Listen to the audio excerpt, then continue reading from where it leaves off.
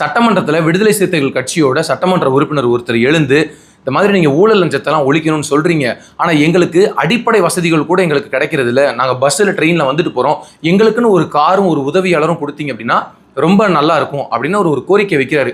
இந்த கோரிக்கை ஏற்றுக்கொள்ளக்கூடிய வகையில் ரொம்ப நியாயமான கோரிக்கை.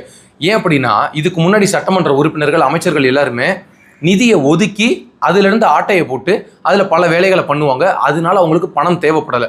காரை பற்றியோ வீடை பற்றியோ எதுவுமே கவலைப்படலை. ஏன்னா வேணுன்ற விஷயத்த குறுக்கு வழியில் போய் அவங்க சம்பாதிச்சுட்டு இருந்தாங்க. ஆனால் இன்னைக்கு தாவேகா ஒரு நேர்மையான ஆட்சி கொடுக்கணும்னு அவங்க அந்த வேலைகளை கவனம் செலுத்துறாங்க. அப்படி இருக்கும்போது அவர் வச்ச கோரிக்கை மிகவும் நியாயமான கோரிக்கை.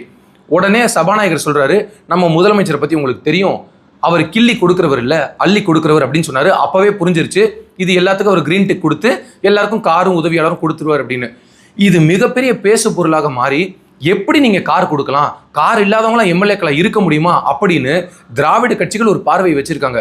ஏன்னா திராவிட கட்சிகளை பொறுத்த வரைக்கும் ஒரு மாவட்ட செயலாளரே 4 தலைமுறைக்கு சொத்து சேர்க்க முடியும். அந்த அளவுக்கு நேர்மையாக பக்குவமாக நேர்வழியில் போய் சம்பாதிக்கக்கூடிய நபர்கள்ன்றது ஒட்டுமொத்த தமிழ்நாடு மக்களுக்கும் தெரியும். ஆனால் தாவேகாவை பொறுத்த வரைக்கும் எலெக்ஷனில் செலவு பண்ணதே 2 லட்சம் 3 லட்சம் தான் அப்படின்ற நபர்கள் தான் அதிகப்படியான சட்டமன்ற உறுப்பினர்களாக இருக்காங்க. அவங்களுக்கு கார் தேவை, பெட்ரோல் டீசலுக்கு பணம் தேவை, ஒரு தனியாக ஒரு பாதுகாவலரை வச்சுக்கணும், இல்லை ஒரு பிஏவை வச்சுக்கணும்னா அது எல்லாத்துக்கும் அந்த எக்ஸ்பென்சஸை கவர்மெண்ட் பேர் பண்ணணும் அப்படின்ற ஒரு கோரிக்கையை வச்சு முதலமைச்சர் இப்படி ஒரு முடிவு எடுக்கிறாரு. ஏன்னா ஒரு தொகுதிக்குள்ள வாரம் ஒரு 2 முறையோ 3 முறையோ தொகுதிக்குள்ள போகணும், மக்களை சந்திக்கணும். அப்போ அதிகப்படியான பரப்பளவு, அப்போ தனக்குன்னு ஒரு உதவியாளர் இருக்கணும், ஒரு கார் இருக்கணும் அப்படின்ற அடிப்படையில் கேட்டாங்க.